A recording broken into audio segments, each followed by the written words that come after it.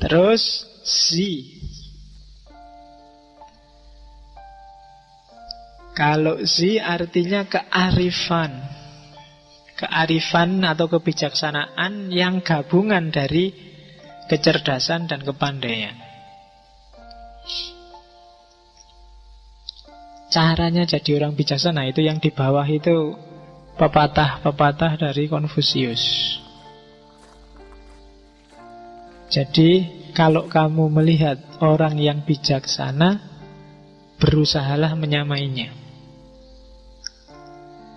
Tapi kalau kamu lihat orang tidak bijaksana, ya jangan disamai. Nanti kamu jadi tidak bijaksana juga. Periksalah dirimu sendiri. Jangan-jangan kamu juga sebenarnya kayak dia, tidak bijaksana. Jadi kalau ada orang bijaksana, kamu dekati dia dan kamu samai kebijaksanaannya.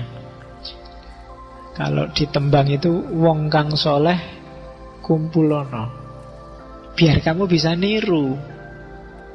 Jadi pelajaran paling gampang itu niru. Kalau kamu susah, gimana sih Pak jadi orang baik itu? Carilah orang baik dan tirulah. Simple. Nah, kalau gitu kita nggak bisa dapat pelajaran Pak dari orang yang tidak baik. Bisa. Kalau kamu punya teman tidak baik, belajarlah dari dia untuk biar dirimu nggak kayak gitu. Jadi periksalah dirimu. Punya teman satu utangan lagi. Misalnya, aku nggak usah kayak gitulah. Gitu loh. Yang satu, wah temanku yang ini rajin sekali baca buku. Harusnya aku kayak dia, tak tirulah.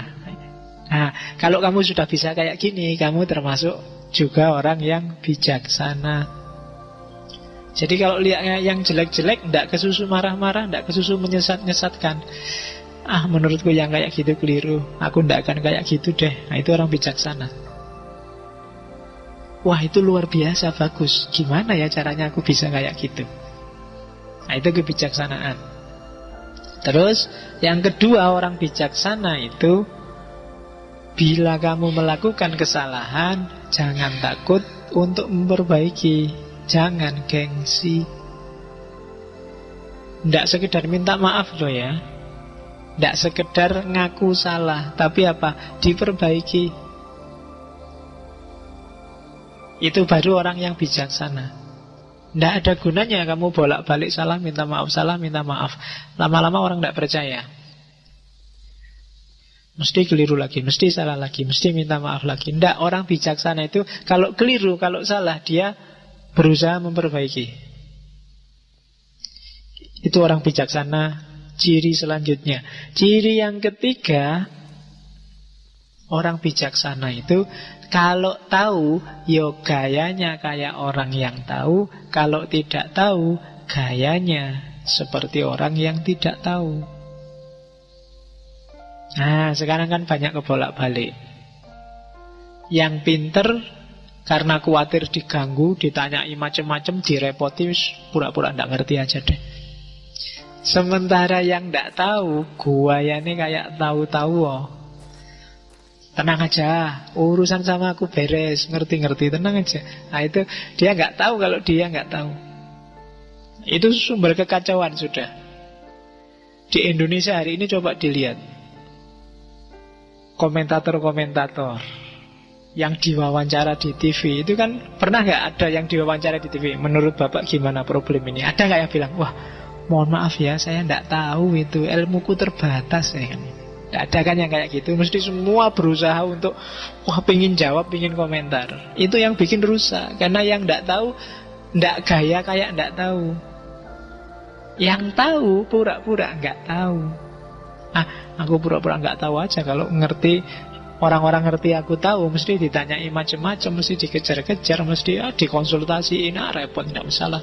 Nah itu orang ngerti pura-pura nggak ngerti. Itu kan kalau di Ghazali kan ada beberapa tipe. Orang ngerti tapi tidak tahu kalau dia tidak ngerti, itu ciri pertama. Tapi ada orang ngerti dan tahu dia ngerti, orang paling baik. Ada orang tidak ngerti tapi tidak tahu kalau dia tidak ngerti. Ada orang tidak ngerti dan tahu kalau dia ngerti, Oh itu kalau di Ghazali ada 4. Kalau orang pinter tapi nggak sadar kalau dia pinter, itu kayak orang tidur tinggal dibangunkan. Ayolah, kamu bisa kok, kamu ngerti kok, kamu nggak pede aja. Sebenarnya kamu sudah ngerti. Nah, itu orang ngerti tapi dia nggak tahu kalau dia nggak ngerti. Yang paling bahaya itu yang terakhir, orang nggak ngerti tapi nggak tahu kalau dia nggak ngerti. Bodoh tapi merasa pinter. Wah, rusak itu dunia sudah. Ya kan? Nah, orang bijaksana adalah orang yang tahu bahwa dia tidak tahu. Katanya Sokrates kan gitu. Jadi justru ciri orang bijaksana adalah yang tahu batas pengetahuannya. Aku ngerti sih, cuma ngertiku cuma sampai segini. Dan luasnya ilmu itu masih banyak yang saya nggak tahu. Nah, itu orang bijaksana. Orang semakin pinter biasanya semakin bijaksana. Kenapa sih ada istilah filsafat padi, semakin pinter orang semakin menunduk? Menunduknya orang pinter itu bukan karena semata-mata acting rendah hati dan rendah diri, enggak. Tapi karena dia semakin sadar bahwa oh ternyata masih sangat luas yang aku enggak ngerti. Berarti dia semakin pinter. Tapi semakin kamu merasa pinter dan merasa canggih, itu menunjukkan sebenarnya semakin gak pinter kamu. Orang semakin luas wawasannya semakin, oh iya ya, ternyata banyak yang aku gak ngerti. Mungkin kemarin kamu belajar filsafat karena gak terlalu banyak ngertinya filsafat, ya paling orang-orang itu pikiran-pikirannya kayak gitu aja. Tapi begitu sampai ke season sekian, seri sekian, kamu luas ternyata, macam-macam isinya filsafat itu. Semakin kamu agak-agak minder gimana, wah berarti aku selama ini gak ngerti apa-apa. Sampai detik ini juga mungkin aku gak ngerti apa-apa, masih semakin menunduk. Tapi semakin kamu ngangkat kepala, merasa bisa, semakin menunjukkan sebenarnya kamu sempit. Nah itu makanya ada istilah filsafat padi. Hati-hati menata hatimu sendiri. Oke. Yang selanjutnya, cirinya orang bijaksana, orang yang manusiawi, yang ren, suka cinta kasih, tapi tidak suka belajar, maka dia akan punya cacat bodoh. Orang yang suka kebijaksanaan, tapi tidak suka belajar, maka dia akan punya cacat kacau, bingung. Nah itu diingat-ingat. Jadi orang harus belajar. Orang yang baik hati, orang yang ren, tapi gak mau belajar, maka dia akan tampak sebagai orang bodoh. Orang yang bijaksana, cendekiawan, orang yang diposisikan sebagai elit pinter, agamawan, mahasiswa, kok gak mau belajar, maka dia akan tampil sebagai orang bingung, tidak jelas. Maka kuncinya orang bijaksana yang terakhir, dia harus mau belajar kepada siapapun, tentang apapun, tidak milih-milih.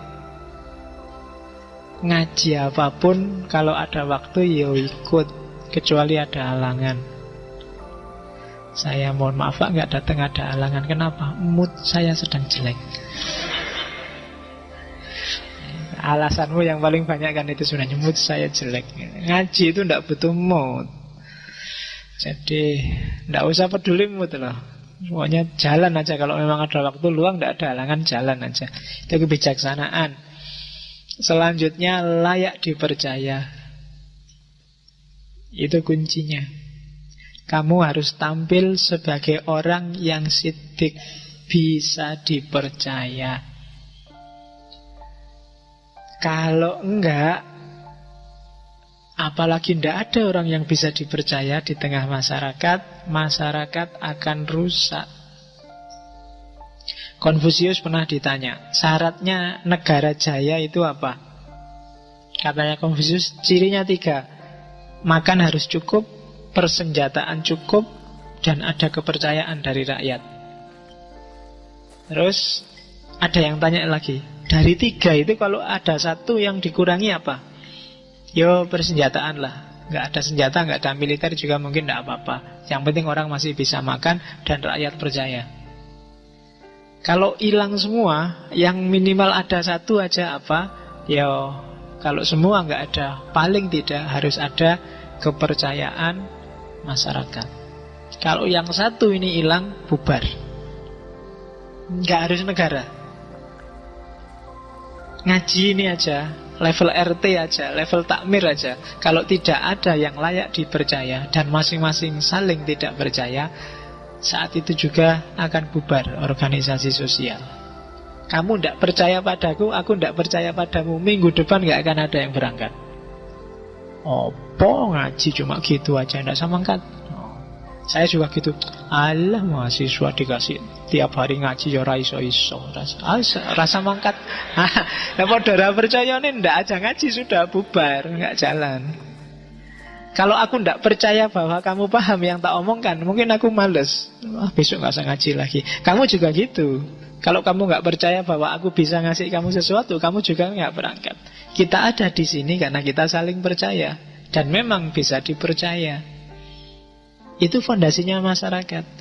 Kalau kamu sudah tidak percaya sama presiden dan presiden juga tidak percaya sama kamu, tinggal nunggu waktu. Cepet. Jadi gampang. Untuk membubarkan dunia sosial itu tinggal dibubarkan saling percaya. Jangankan yang besar-besar.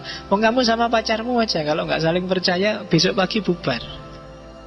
Ayo tadi malam sama siapa? Ya, mesti gitu kan, tidak percaya. Tidur mas, Anda tidak percaya aku tidur. Buktinya Facebooknya kok nyala terus misalnya. Chattingan sama siapa tadi malam kan mesti gitu. Kenapa tidak saling percaya?